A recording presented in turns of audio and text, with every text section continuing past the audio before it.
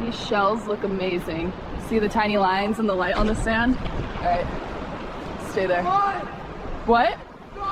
What are you? The camera doesn't fall.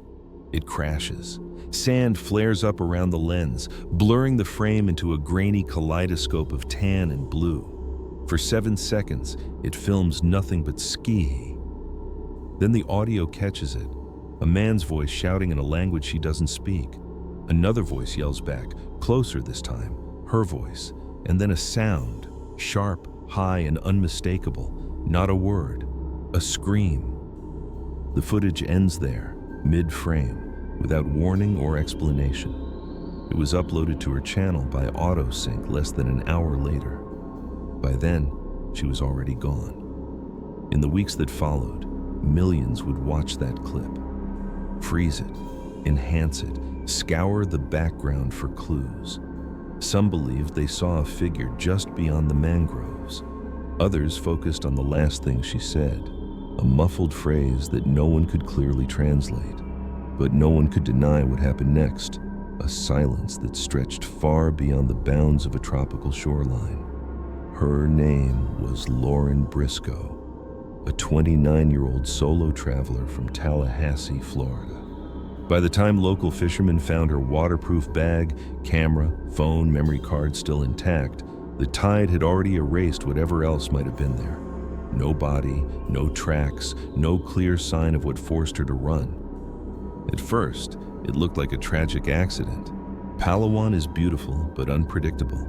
Strong currents, remote beaches, communication dead zones. But something didn't sit right. Not with the footage, not with her final GPS ping, not with the timestamp discrepancies that came to light during the investigation. Her parents flew to Manila within 48 hours. Her brother combed through every video frame, every upload, every metadata tag. Search teams launched from 3 coastal villages. A boat was found, half buried on a sandbar, but there was no confirmation it was ever hers. Months passed, then a year. Rumors grew louder. A possible witness came forward. A private investigator noticed something odd in the background of her last Instagram story. A reflection, a silhouette that shouldn't have been there. To this day, no one knows what really happened on that stretch of island in the South China Sea. But one thing is certain, something forced Lauren to drop her camera mid-recording, and in that moment, her life vanished as suddenly as the footage cuts to static. Now, we return to the beginning, to the girl who built a life from documenting the world, to the trip she planned so carefully, and to the last video she ever made. Before we continue, I'd love to know, where are you watching from, and what's the strangest place you've ever explored? I would also be delighted if you subscribe to my channel. Lauren Elise Briscoe had always been deliberate. She wasn't the type to chase chaos or lean into unpredictability. Friends described her as organized to the point of obsession. Packing lists color-coded, itineraries backed up to both Google Drive and a USB key.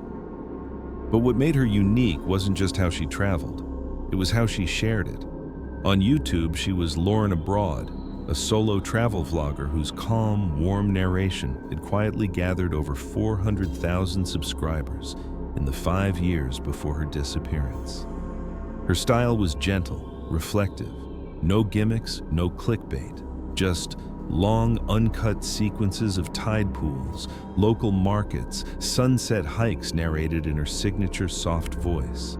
She favored handwritten captions over graphics, used a second mic to catch ambient sounds, and always included one clip of herself laughing. Not posed, just natural, usually alone. Her final upload before the trip to Palawan was a packing video. She'd titled it simply, "What's in My Island Bag?" In it, she kneels on the floor of a modest Airbnb in Puerto Princesa, carefully laying out a GoPro, her drone remote, 3 waterproof pouches, sunscreen, and a well-worn travel diary. The video ends with her zipping the bag and giving the camera a smile. "It's not much," she says, "but it's everything I need." She was born in 1996, raised in a quiet cul-de-sac just outside Tallahassee.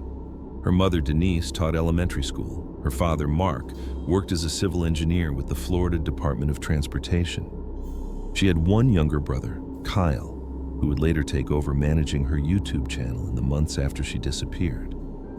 In home videos, she's often the one holding the camera, even as a kid, filming birthday cakes, neighborhood dogs, her brother biking in circles. Lauren graduated from Florida State University in 2018 with a degree in digital media and environmental studies. She worked briefly at a sustainability nonprofit, then quit to travel full-time. It was never a dramatic decision, just a quiet shift. A slow accumulation of days spent editing videos between flights, building an audience she never expected. Travel became her rhythm, but not an escape. Her passport held stamps from Iceland, Peru, Morocco, and Taiwan, but she always returned to Florida between trips. Her parents described her as grounded. She was careful, her father said. Not just smart, cautious. She researched everything. She wasn't the kind of person to take stupid risks. She also wasn't the kind to disappear. Her digital life was surprisingly minimal. No Twitter. Her Instagram was public but sparse, mostly wide-frame shots of cliffs and coastlines. Her captions were poetic but vague, more about emotion than itinerary. Palawan feels like memory more than place, she wrote 2 days before she vanished. Salt and silence and something just out of frame.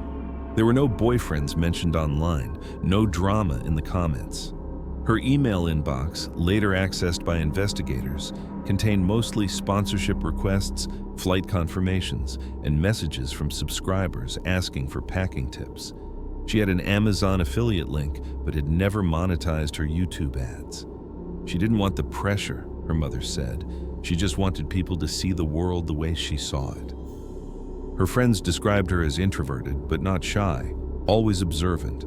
She carried a tiny notebook everywhere and jotted down phrases she overheard, little sketches of trees, wave patterns, shadows. One entry, scribbled months before her final trip, read, "The ocean doesn't forget, it just waits." She was healthy, experienced, and deeply familiar with solo travel logistics. She'd filmed alone in more than a dozen countries, always alert, always in control. Her parents followed every itinerary she sent. Her subscribers trusted her. And in the end, that might be the most haunting part, that someone so careful, so methodical, could still vanish into a place she'd researched down to the last tide table. Lauren arrived in the Philippines on April 3, 2023, after a 22-hour trip from Tallahassee to Manila via Los Angeles and Tokyo. She spent one night in the capital before catching a domestic flight to Puerto Princesa, the provincial capital of Palawan. It was her second visit to Southeast Asia, but her first time in the Philippines, and she made it clear to viewers that this was a personal trip. No brand deals, no paid promotions, just her camera, and an itinerary built around silence. She titled the series Drift. The plan was to film a loosely connected sequence of island day trips along the Backwood archipelago, starting from El Nido and moving south by charter boat. No resorts, no hostels, just overnights in small fishing villages and day sails arranged through local guides. In a planning video shared only to Patreon supporters, Lauren outlined her route with precision. Each destination was marked by hand on a printed nautical map: Cadlo Island, then Taputan, followed by Darocotan and the lesser-known Linapacan Group, a cluster of tiny islands scattered between El Nido and Coron. She'd arranged a private boat drop for each leg, staying one night per island, using a local SIM card and GPS beacon to update her location via Garmin InReach Mini 2. Her final scheduled stop was on April 11th, a remote stretch of beach called Tataran Cove, located at 11.2803 degrees Sonne, 119.3734 degrees E, barely a dot on the map, shielded by limestone cliffs and reachable only by water. She noted the cove in her diary as the quietest spot I could find. Her last recorded GPS ping came from that very location. Lauren packed light, Her equipment list included a Canon EOS M50, GoPro Hero 10, DJI Mini 3 Pro drone, an iPhone 13 Pro, and a Garmin beacon. All were waterproofed in separate dry bags. She also carried a minimal first aid kit, 2 rechargeable battery packs, a field notebook, and a LifeStraw water bottle. Her bag weighed just under 20 pounds. Her last known conversation was with her mother via WhatsApp on April 10th at 8:42 p.m. local time. "Got to the cove," she wrote. "No signal but beacon working. Will upload video in morning." Her tone was calm, casual. Nothing about her messages hinted at distress. The next morning, her mother sent another message. "How's the weather? Can't wait to see photos." It was never read. Lauren's final public upload was a 13-minute vlog posted to YouTube at 11:17 a.m. on April 11th. The title, Island Morning. The video begins with drone footage of glass-clear water and craggy limestone cliffs, followed by handheld shots of her walking the shoreline. She's barefoot, smiling, narrating softly about coral formations and bird calls. She sets the camera down near a shaded part of the beach, then walks briefly out of frame. There's ambient sound, waves, wind, a distant engine. Then the faint start of shouting, far off but urgent. Lauren's voice responds, surprised, confused, then louder. The image trembles as she runs back into frame. The camera shakes, pivots upward, then falls. The footage ends with a blurred view of the sky and a sound that investigators later described as a distress vocalization. YouTube's algorithm auto-synced the video from her phone's offline queue minutes later, likely through a burst of signal from her Garmin satellite tether. By the time viewers saw it, the sun had already set in Palawan. The metadata embedded in the video confirmed that it was recorded at 10:52 a.m. local time. Her GPS beacon sent its final ping at 10:54 a.m. from the same coordinates. After that, nothing. No phone activity, no signal flares, no more footage. Local contacts confirmed that Lauren had prearranged a pickup from Tataran Cove on the afternoon of April 12th, a 14-foot banca boat operated by a part-time tour guide named Elpidio Navarro. He arrived at the cove shortly after 3 p.m., found the beach empty, and waited until sundown before returning to shore. He claimed he saw no signs of struggle, but later admitted he didn't go far inland. When asked why, he said, "It felt wrong, like something had happened there, and I shouldn't touch it." What happened in the hours between that final recording and the missed pickup remains a blank space, one made more eerie by the fact that all of her gear, including the camera, would turn up days later in a dry bag floating near a reef nearly 2 miles south of the cove. What was missing was Lauren. The first person to realize something was wrong wasn't a relative, it was a subscriber. On April 11th, less than 2 hours after Lauren's final video auto-uploaded, a user named HollowC78 posted a comment. "Did anyone else hear that? Around 10:43? Sounds like yelling." Others quickly chimed in. Some thought it was wind.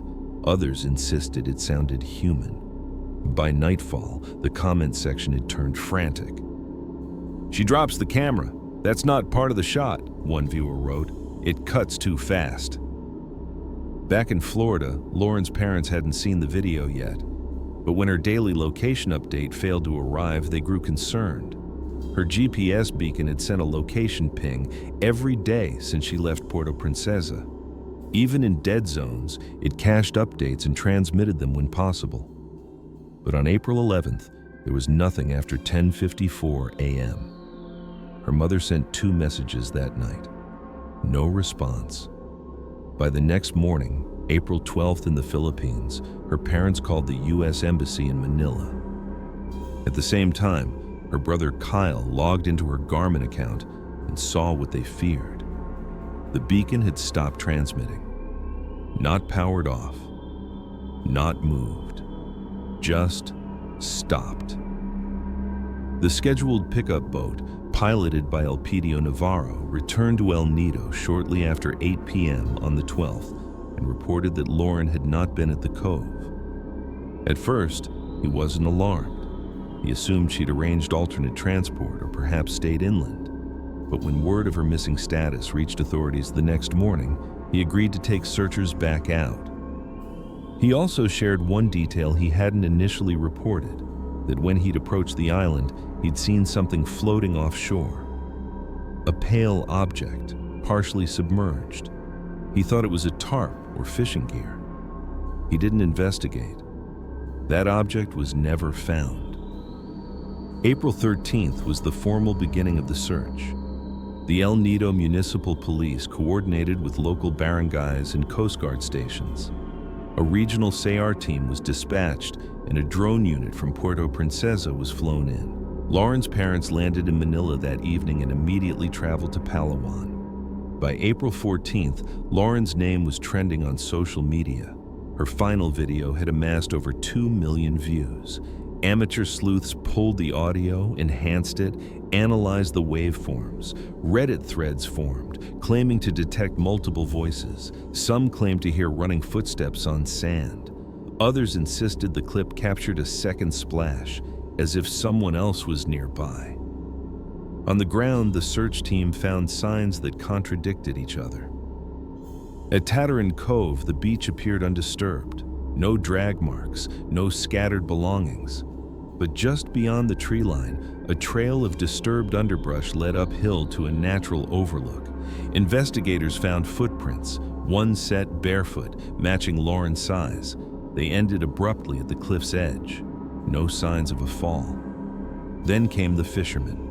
On April 15th, a group from the village of Sibaltan found a yellow dry bag floating near a coral reef about 2.1 miles southeast of Tataran Cove. Inside, Lauren's Canon camera, her drone remote, a pair of sunglasses, her field notebook, and a memory card wallet. Everything was sealed, drained, and intact. The phone and GPS beacon, however, were missing. Also strange, the notebook had a torn page. The remaining pages were watermarked with her usual sketches, coral shapes, lighting notes, tide directions. But in the back, investigators found a final entry dated April 10th.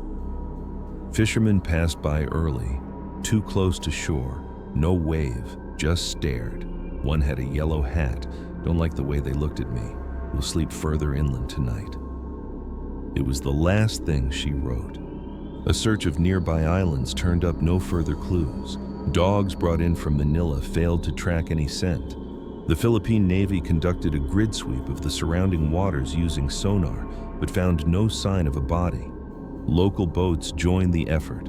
Dozens of volunteers searched nearby coves, mangrove thickets, inland trails. Nothing. By April 20th, 10 days after she vanished, authorities acknowledged the possibility of foul play. But no suspects were named, no evidence of a struggle, no witnesses, and yet one unsettling report surfaced. A couple from Austria, staying on the opposite side of Linapakan Island, claimed they heard shouting across the water on the morning of the 11th. A woman's voice, short, cut off, then silence. They assumed it was an argument from a nearby fishing boat. They didn't report it until days later, after reading about Lauren online. The ocean currents in that region are powerful but erratic. Experts say a body could travel miles, or none at all, depending on tides, wind, and temperature. But Lauren's gear had drifted in a direction inconsistent with the prevailing current patterns, suggesting deliberate placement. A question lingered. Was the bag tossed overboard, or did Lauren herself let it go? One thing was certain. By the time investigators traced the full contents of the dry bag, they realized something else was missing. Lauren's GoPro. It was never recovered. And with it, possibly the missing footage of what happened in the final seconds before her life went silent. By April 16th, the search for Lauren Briscoe had become one of the largest coordinated missing person efforts ever conducted in Palawan. At the heart of it all was the island chain itself, a remote, fragmented geography of cliffs, coral shelves, and mangrove forests stretching between El Nido and Coron. Even under normal circumstances, the area defies simple navigation. GPS reception is unreliable. Tide schedules shift dramatically within a few miles. Locals know to avoid certain inlets after 4 p.m. when shadows obscure paths and reefs vanish beneath inches of water. For the searchers, the environment was more than just hostile. It was misleading. The Philippine Coast Guard deployed 3 fast patrol boats and a dozen divers. Their initial focus was Tataran Cove and its surrounding inlets. Drones with thermal imaging scanned the tree line for heat signatures. Helicopters from the Philippine Air Force flew low passes over the neighboring islands of Masonon and Deca Baitad. A local environmental group joined the search, using kayaks to reach mangrove corridors too narrow for motorboats. But the forest swallowed sound, the cliffs bent echoes. Even the drone pilots reported strange glitches: GPS drift, compass interference, battery drain faster than normal. "It's like the place didn't want to be mapped," one technician said. The American embassy dispatched a legal attaché to coordinate with local police, while Lauren's parents, Mark and Denise, worked from a temporary base at a guest house in El Nido. They printed flyers, coordinated tip hotlines, and spoke at a press conference pleading for witnesses. Her father, visibly shaking, held up a photo of Lauren smiling beside a fishing boat. She didn't just vanish. Someone knows something. Lauren's brother Kyle took a different approach. He started with her data. From her Garmin InReach logs, he reconstructed her movements day by day. Each ping matched her handwritten map until the final one. The April 11th ping was off. Not by much, just 47 meters southeast of the coordinates she gave in her journal. But that small discrepancy led Kyle to double-check timestamps. That's when he found something strange. The final GPS ping occurred after the video file was created, by nearly 2 minutes. Not before, not during, after. He brought the data to authorities, who dismissed the discrepancy as system lag. But Kyle pushed further. He exported the metadata and compared the UTC timestamps across devices. The result? Lauren's camera recorded the final scene at 10:52:14 a.m. Her phone's sync uploaded it at 11:17:09 a.m. The Garmin, however, pinged at 10:54:03, meaning it was still operational after the scream. So why did it go dark immediately afterward? Police began to entertain more disturbing possibilities.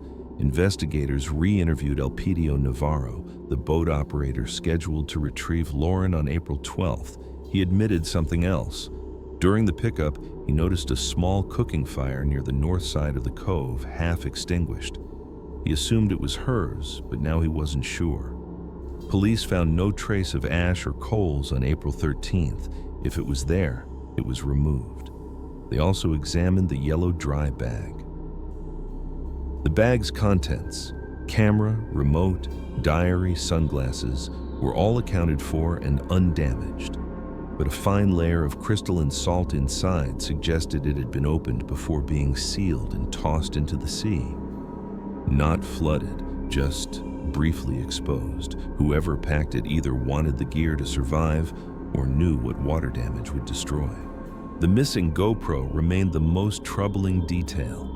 It was always clipped to Lauren's backpack strap when she vlogged on the move. She had used it earlier that morning, based on the charging pattern logged on her USB battery pack. But it wasn't in the dry bag, and it wasn't found anywhere on the island. Was it still recording? The Philippine National Police enlisted a tech forensics unit to analyze her remaining SD cards. Most were filled with scenic B-roll, underwater clips, and long time lapses of island sunrises. One file stood out, a video marked only by a timestamp, recorded the night of April 10th. It shows Lauren seated near a small campfire, speaking softly to the camera. "I think I'll go up the ridge in the morning," she says. "It's a bit exposed down here. And I don't like the way that one boat came in close. No wave, just stared. Maybe I'm being paranoid." She smiles, but it doesn't reach her eyes. Then she turns the camera off. In the background, someone enhanced the audio and isolated a new sound, the soft thud of an engine starting. close, not visible. A theory emerged that Lauren was watched. Search teams shifted their attention to nearby islands and fishing camps.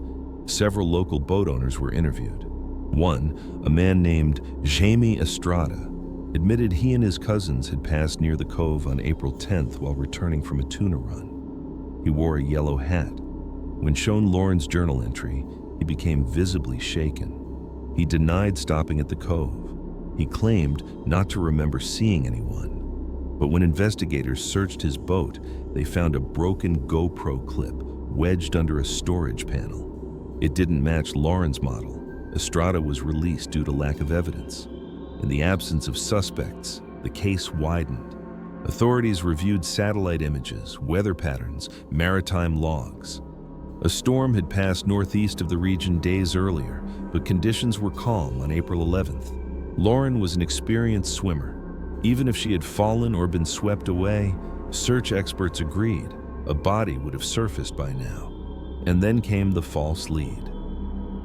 On April 24th, a tourist from Canada posted a TikTok from a coral inlet near Cagdano Island, about 4 miles south of Tataran Cove. In the background of her video, viewers spotted what looked like a woman sitting under a tree. The silhouette bore a striking resemblance to Lauren. It sparked a brief resurgence of hope. Authorities searched the area. They found the tree. The angle matched, but the figure was gone. A deeper analysis of the video revealed the truth. It was a rock formation. Light and shadow had created the illusion of a person, another dead end. By the end of April, the official search wound down. The Philippine authorities classified the case as open missing, but without leads, resources shifted elsewhere. Lauren's parents returned home. Kyle stayed, continuing to search. What he would eventually uncover would deepen the mystery. A digital artifact buried in Lauren's cloud archive, one that shouldn't have existed. But before that, investigators were left with only questions. Why did the camera fall the way it did? Why did she go silent so suddenly? And who, if anyone, had seen her last? From the very beginning, authorities leaned toward a simple explanation. Lauren Briscoe got lost, or caught in a current, or fell, an accident, a tragic but explainable event, the kind that happens quietly in remote places without warning. But that theory never satisfied her family, or the people who'd watched her final video. Theory 1. Accidental disappearance. The official stance from the Philippine National Police was cautious. The terrain near Tataran Cove includes loose cliffs, sharp coral ledges, and hidden sinkholes beneath foliage. Investigators proposed that Lauren may have hiked inland, seeking higher ground for safety or filming, and suffered a fatal fall. Her body, they suggested, could have become trapped in one of the inland crevices, concealed by vegetation and impossible to spot from the air. Supporting this theory was the fact that her last set of footprints ended near a natural overlook. No drag marks, no second footprints, no struggle.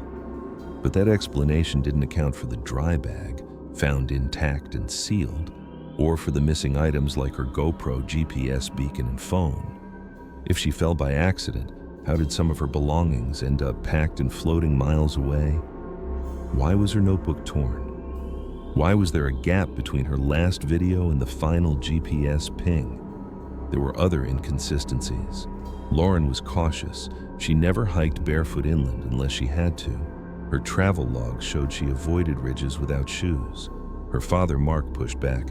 She wouldn't leave gear behind. She wouldn't just walk off barefoot without a reason. And then there was the scream. Even accident investigators struggled to explain it. The audio in the video wasn't consistent with someone falling. It was reactive, frightened, as if something had suddenly entered her space, which led to the second theory. Theory 2, foul play involving local fishermen. This theory gained traction online and among certain investigators after Lauren's journal was recovered. Her own words described an encounter that made her uncomfortable. She wrote about being watched, about a yellow hat, about choosing to camp further inland because of it. Days later, a man wearing that description was questioned by police. Jaime Estrada, the boat captain from Subaltern, became the center of speculation. His timeline placed him in the area on April 10th. He acknowledged passing the cove, and investigators later found a broken GoPro clip on his boat. While the clip didn't match Lauren's model, the coincidence felt heavy. More troubling was his behavior during questioning. He was evasive, nervous. But without witnesses, footage, or physical evidence tying him directly to Lauren, there was no basis for arrest. Some theorists believe Lauren may have been approached or confronted on the morning of April 11th. The yelling in the video, they argue, could be a confrontation. The scream? A reaction to someone getting too close. Perhaps her gear was packed later by the perpetrator to stage an accident or throw investigators off. The dry bag tossed deliberately. Critics of this theory point out the lack of any sign of struggle. No blood, no clothing torn or left behind, and no motive. Lauren had no enemies, no money was missing, no ransom demands were ever made. Still, the torn page from her notebook, the mention of strangers watching, the boat seen without a wave. It all felt like more than coincidence.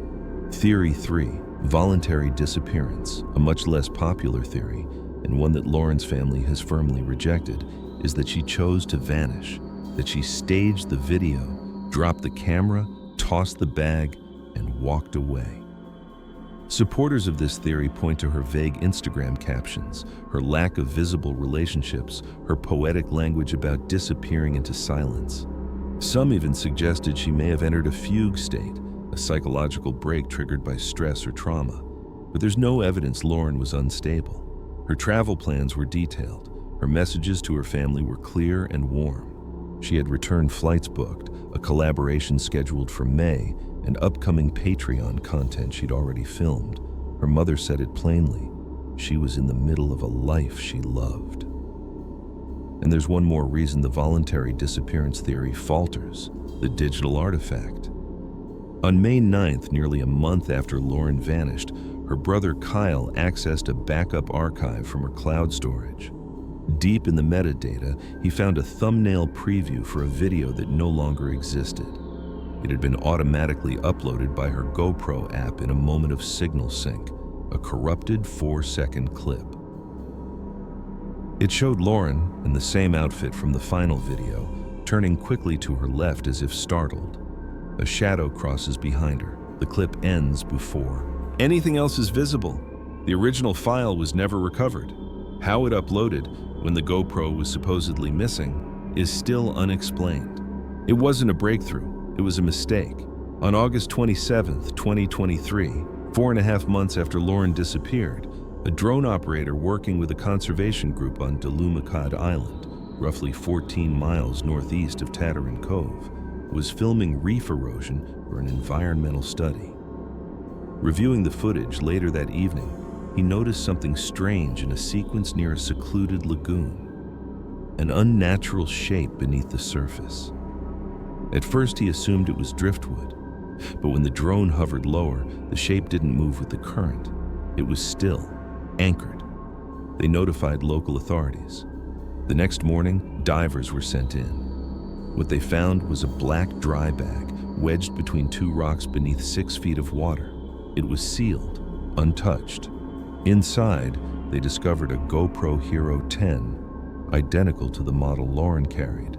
Its casing was cracked but intact enough to preserve part of the memory card.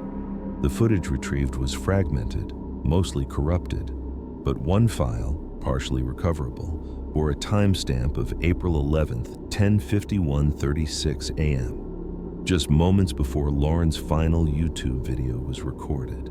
It begins with Lauren walking along the tree line, holding the GoPro chest level. She appears alert, looking behind her several times. The audio cuts in and out, but wind noise dominates. Then something causes her to stop suddenly. The camera dips. She turns her head sharply left. Then the screen tears.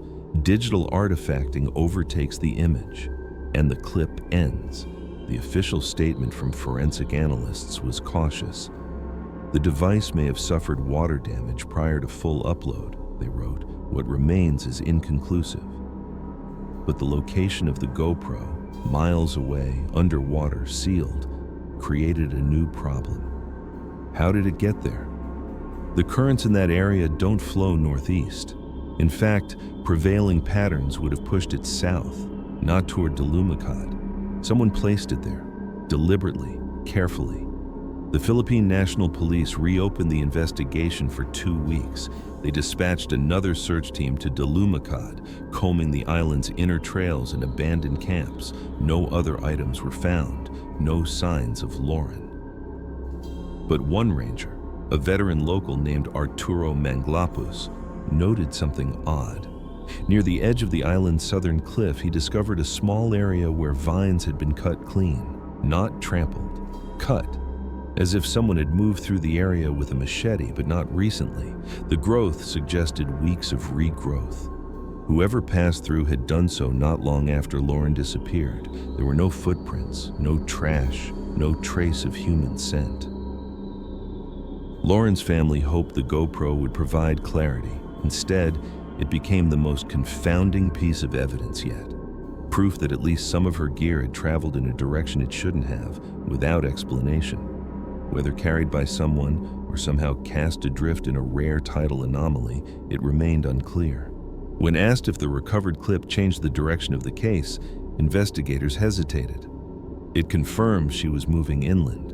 It confirmed she felt uneasy. Beyond that, no.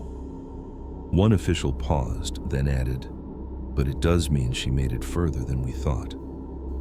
The Briscoes returned to Palawan one final time in September.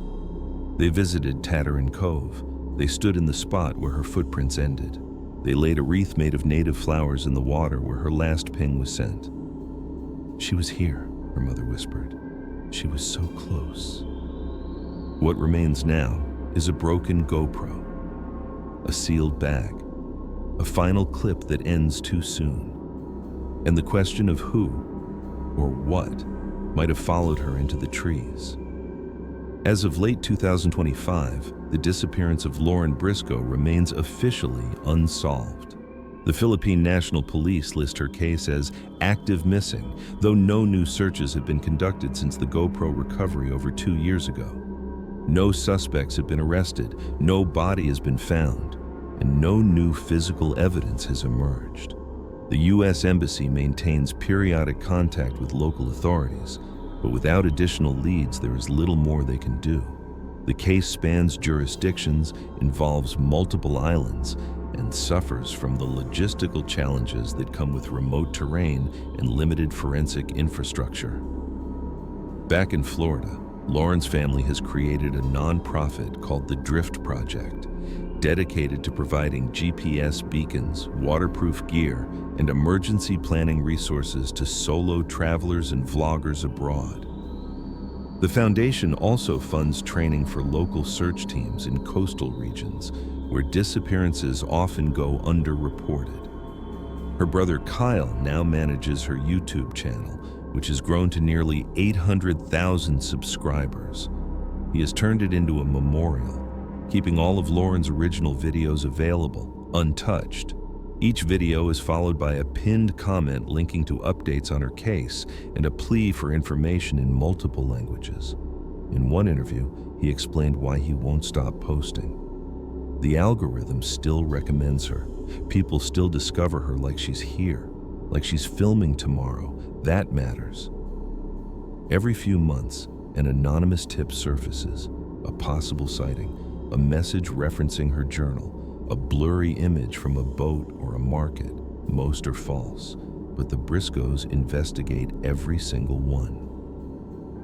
They still believe someone out there knows something.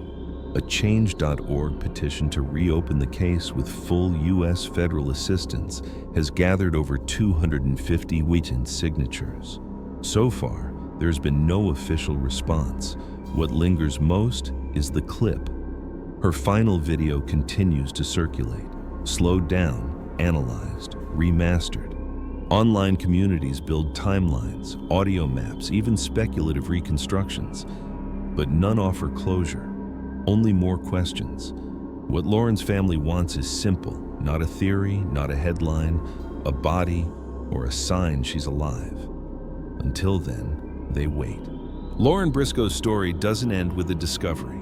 It ends with a signal, one final transmission from a device meant to keep her safe, followed by silence so complete it defies explanation. No farewell, no warning, just a camera dropped to sand and a scream that still echoes in digital memory. What makes her case so haunting isn't just the absence of evidence, it's the presence of too many fragments that refuse to align. The sealed dry bag, found where the currents shouldn't carry it.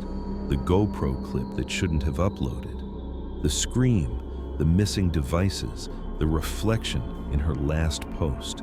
Each piece feels like a beginning. None feel like an answer. In most missing persons cases, there comes a moment, a confession, a body, a lie exposed, when the story hardens into something final. That moment never came for Lauren. Her case remains suspended in possibilities, a perfect storm of geography, human error, and the unknowable corners of human intent.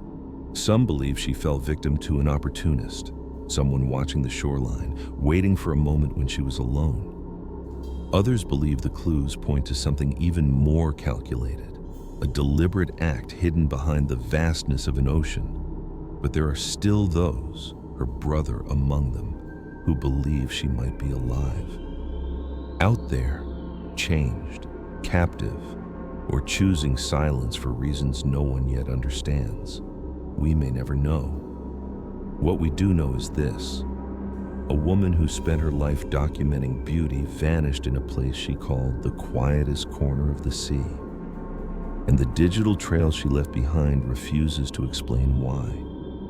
So now we ask you, if you saw that last video, if you heard the voice off camera, the panic in hers, the moment her lens hit the sand, what would you believe?